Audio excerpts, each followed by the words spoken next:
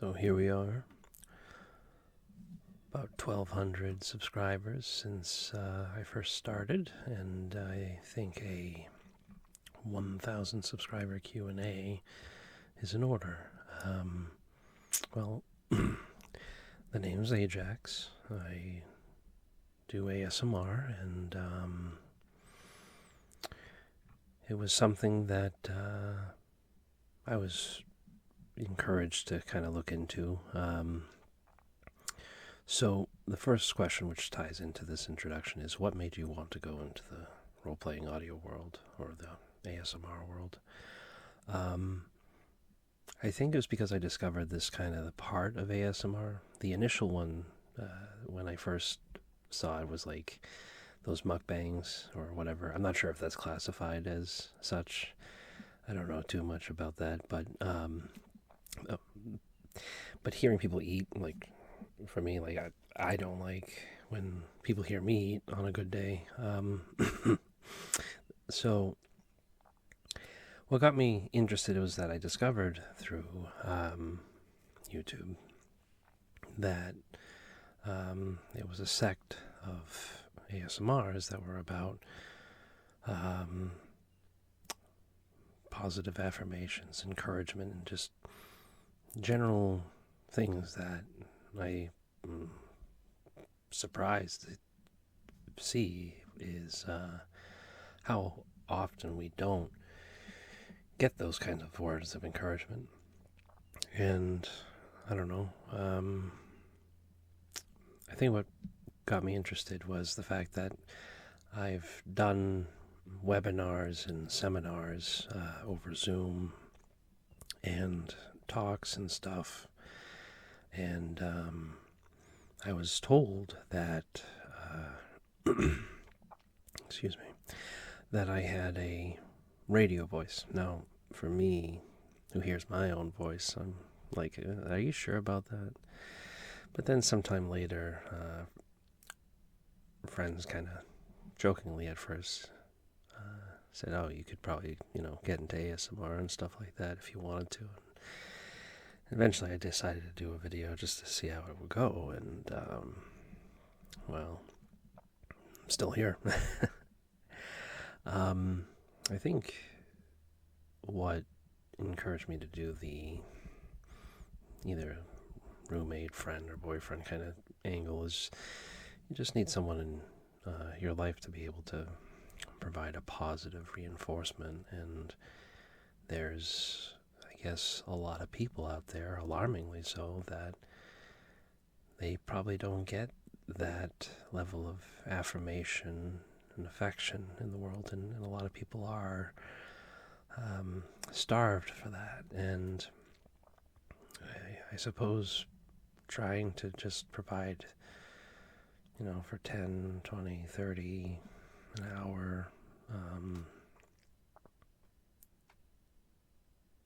just to provide a moment that someone could feel better.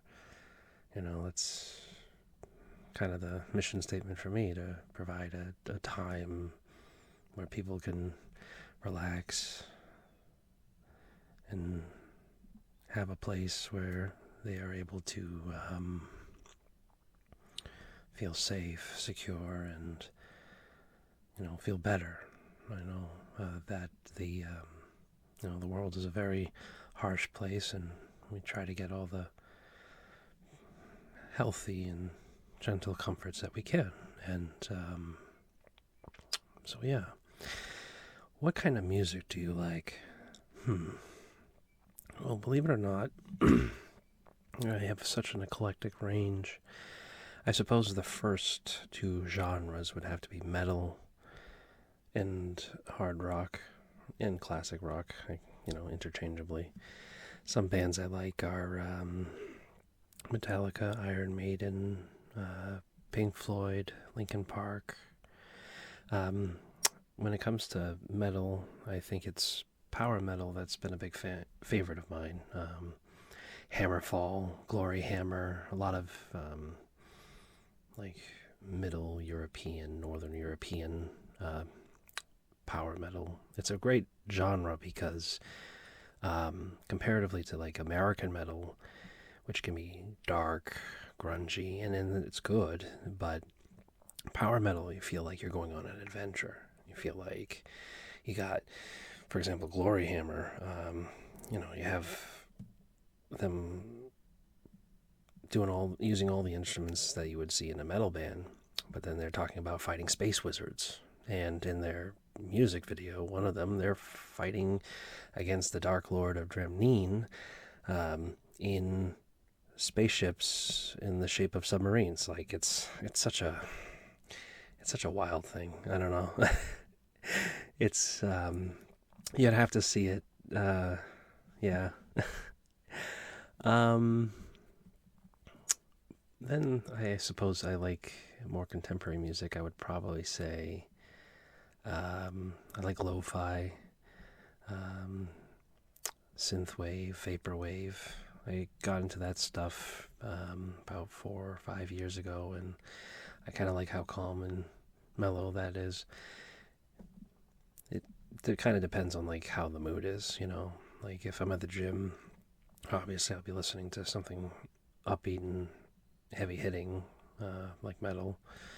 But then like if I'm studying or working or just chilling, something a little more mellow. Mr. Kitty is a good band too for kind of the contemporary electro kind of dark wave. There's some really obscure genres like new wave, synth pop, witch house, which is a very strange micro genre of electric music too. But yeah, so kind of depends on the mood, the time, and what I'm doing. Let's see. Here's a couple of questions. What do you do for a living, and how much do you enjoy it, if at all? Well, I work with people that have special needs, behavioral technician, and I enjoy it. I think there's a lot of people out there that, aren't born with the right amount of cards, and that's okay. My job is to help them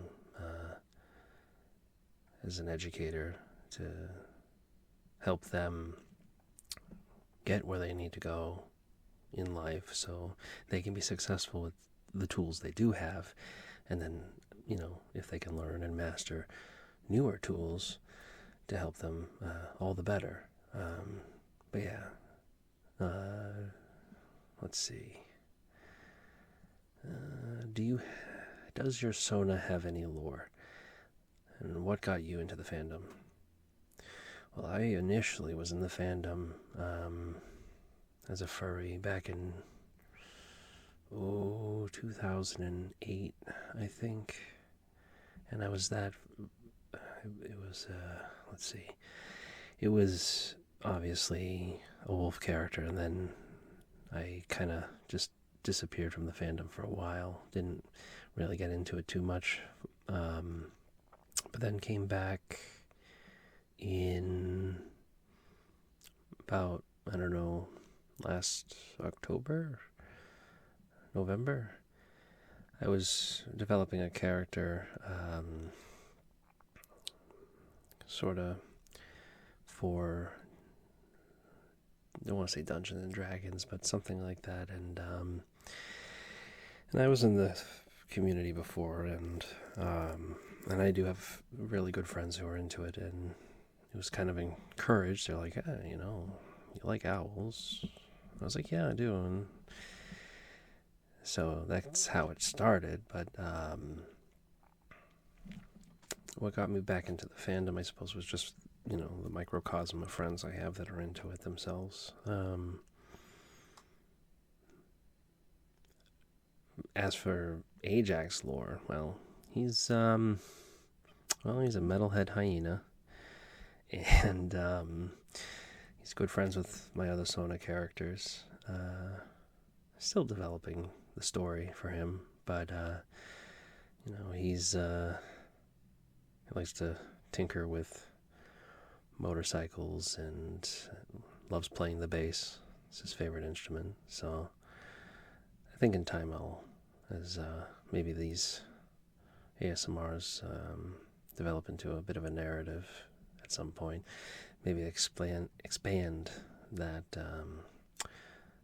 his lore. So good question though. Let's see. My question to you is, how long have you been in the furry community? Oh, well, again, it's been on and off. Probably a total of 4 years, but I've been kind of perpendicular to it, or parallel to it, rather, through my friends. And then a follow-up question. What is your favorite type of dessert? Tiramisu. Probably have to say tiramisu. I do love coffee-based desserts. If it's a fruit-based dessert, I would probably have to say it would be an apple cobbler or a strawberry rhubarb pie. I don't know. I gotta say, I haven't had too much of a sweet tooth the past couple of years. But those are my usual go-to if I ever feel adventurous and am at a bakery. So it's a good question. Do you have more plushies like the Bellage and the... My goodness, I gotta update my Danish. I gotta work on that. The Jungle Skog in your other post. Do I have more plushies? I do actually. I have 2 other ones that are recent. The Husky and the Golden Retriever, or Lab, that are from IKEA. They're very, very plushy. They're very big. So I would definitely recommend anyone who's interested to get them from IKEA. Did you design that persona, OC? It goes so hard. No, actually. It's my second one that I have had in the last, this past year. As I mentioned earlier, stepped away from the furry community for a while, but when I came back, this would be my second one within the last year. My first character was in a great horned owl. The second one was because the owl was like a gentleman. He wore suits and fancy stuff like that. Very gentlemanlike. I decided to make a character that was completely opposite. And I was thinking, like, okay, how am I going to design it? But I was on Etsy, surprisingly enough, that someone was offering an adoption for the character, and I was like, oh. And I very much liked the color design for Ajax because he pretty much had like the vaporwave colors, the purples, blues, stuff like that. And I like the design. I did name him though, because since he's a metalhead, I decided to make his name a bit of a pun. So the plug that goes into a guitar or a bass is known as a jack, or a jack, so a little bit of cryptic, punny humor on my part. Why you got to look at me like that? It's a good question, I suppose. Let's see. What are some things that interest you the most? What are some things that really make you think the most? Favorite show, movie, book? Hope you're doing well. Well, I hope you're doing well too. What are some things that interest you the most? It's a good question. I think as of the last couple of years, I've been trying to expand my repertoire of hobbies and skills and things like that. During those times, going between professions, I ended up adopting a few hobbies. I like working on Warhammer and even non-Warhammer miniatures. I like painting those. I also like learned how to restore and shine shoes. I do like to cook, especially like Italian food and French food as well. Different things. Big on beef-based foods. There's this something I'm very fond in making is known as a Sicilian meatloaf. So you take the hamburger and you roll it out flat on a pan. Usually you put wax paper underneath it so then you can roll it. The purpose for that is to help you put cold cuts on it afterwards. It's strange, but it's really good. So take the raw meat, you do with the ketchup and the egg and the breadcrumbs and Parmesan and all that. You roll it out on wax paper, and then you put, as it's flat, you put different types of cold cuts: ham, Genoa salami, capicola, prosciutto, things like that. And then your cheeses, mozzarella, Parmesan, or provolone. If you want to go real old school, you throw in a couple hard-boiled eggs, maybe, and some different vegetables if you want. And then you roll it up, and then you twist the ends of the wax paper, put some tin foil around it, and then throw it right into the oven. It takes a couple hours, a good couple hours to cook through, but it comes out amazing. And you can go for lean beef because all the fat, or the cold cuts are generally a little more fattier than the beef itself, but it comes out really good. And it's different layers of meats. Let's see. What are some things that really make you think the most?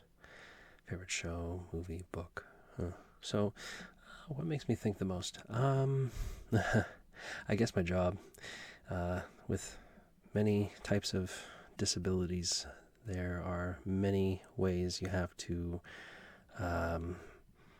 work with and around those kind of disabilities. And so there's a lot of training and even professional development where it's like, okay, how can I help someone who struggles with, say, severe autism or extreme, like Down syndrome, or emotionally and behavioral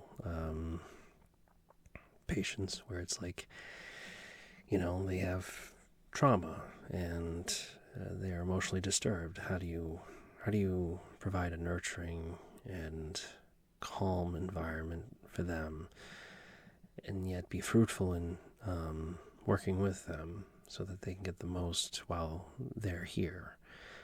And it's tough. But it's really what gets me up every morning to do what I do, and so, yeah. Favorite show, movie, book? I'm going to have to probably say the Lord of the Rings. I'm a big fan of early 20th century British literature. So anything from like C.S. Lewis, J.R.R. Tolkien, G.K. Chesterton, those big hitters. But I really love Lord of the Rings. I think the book is definitely a masterpiece, in my opinion, that it definitely shapes how someone of Tolkien's wit and intellectual prowess, he was able to build a story around the languages he created. And he made like 16 languages. He invented languages. He was like he was a British scholar, and he helped connect the bridge between Old English, older than the dost thou even lift kind of English, Middle English, like really old stuff. And he was able to bridge it to modern English for translations and things like that. So stuff that, like old tales like kind of like King Arthur and the Green Knight and many other old English tales that needed translations. He was kind of the guy that bridged the gap, and he had such a marvel in understanding what we call phonemic and phonological awareness in the English language, the sounds, the words, the letters, that he was able to develop his own language. And then when he was making stories about Bilbo Baggins, he ended up taking some of the stories he would tell his kids, and eventually that kind of developed into his love child, where it's his books, The Hobbit, Lord of the Rings, and The Silmarillion. Now, obviously, this is just a cursory gloss over what all work he had to do to get to that point, and there are many great resources out there to point to when it comes to what he achieved to get his book going. I also like the movies too. It's a classic. Obviously, if someone's read the books first, movies tend to be subpar, but I will say with at least Percy Jackson, he did keep the spirit of what Tolkien did in his Lord of the Rings. Even if certain things had to change in order to make the cinematography work, it's very hard to get a book into a movie. It really is. Because the movie would end up being, well, the movie would take so long. It would, I know for us it'd be like, oh, like I would love a 16-hour movie of like, but like, it's just not practical. 3 hours actually is long enough, especially for the extended edition. I think that's like 3 hours a movie. It's a long time. You're spending half a day watching something. But, yeah. And then with the books, there's different pacing compared to than movies. So, let's see. Blueberry must know if you like blueberry. Yes, in a pie. If you could have any superpower, what power would you choose? I think there would be three. Obviously, I would pick one of these. Would be my top three. Be able to understand all languages, both written and spoken, and even American, like sign language too. There are different variations of that. Be able to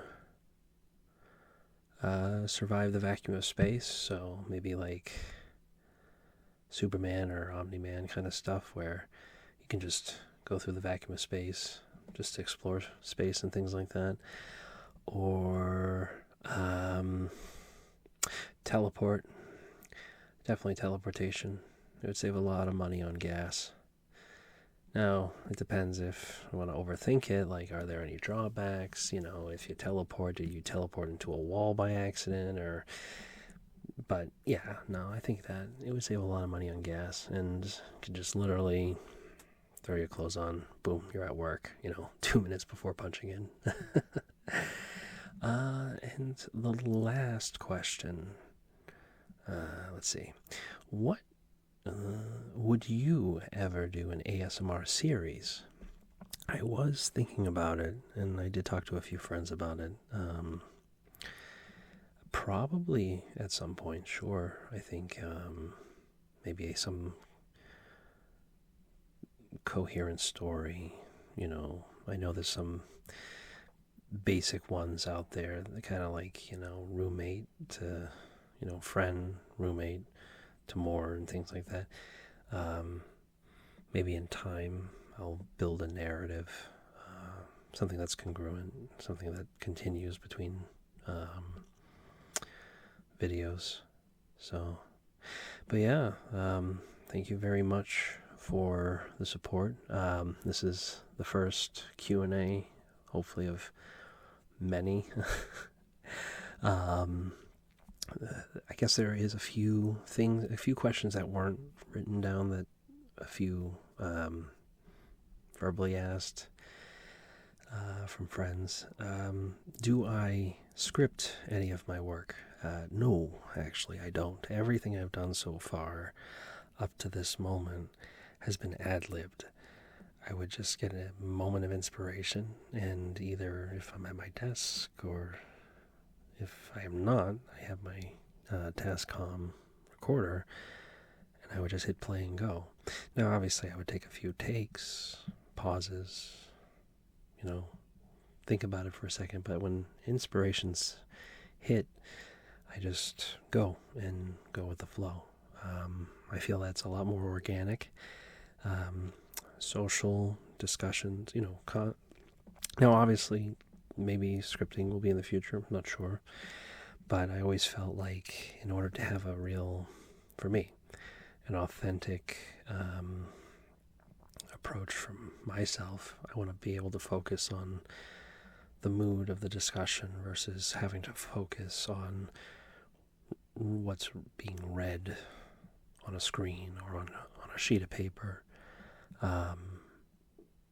And for me, it feels more organic to be like, well, this is how actual people talk. And sometimes there's pauses, awkward pauses, intakes of breath, clearing your throat like that, stuff like that. Just natural social dynamics that really engage the audience, you,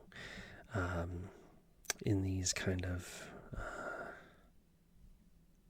moments when you tune in. So I think that's that. Thank you for staying, and until next time.